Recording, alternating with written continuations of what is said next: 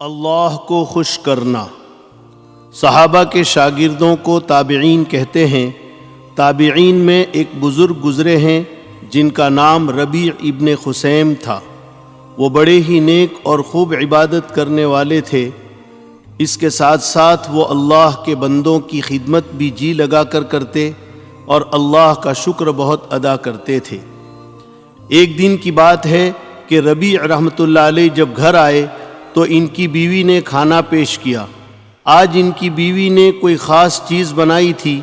کھانا بڑا ہی لذیذ اور مزیدار تھا۔ جب انہوں نے لقمہ اپنے منہ میں رکھا تو کئی بار ان کی زبان سے نکلا الحمدللہ الحمدللہ۔ وہ اس کھانے کو لے کر اپنے پڑوسی کے گھر گئے۔ وہاں ایک پاگل شخص رہتا تھا۔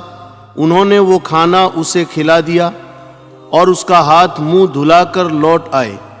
بیوی نے کہا واہ واہ، میں نے کھانا تو آپ کے لیے پکایا تھا اور آپ ایک پاگل آدمی کو کھلا آئے جو یہ بھی نہیں جانتا کہ اس نے کیا کھایا۔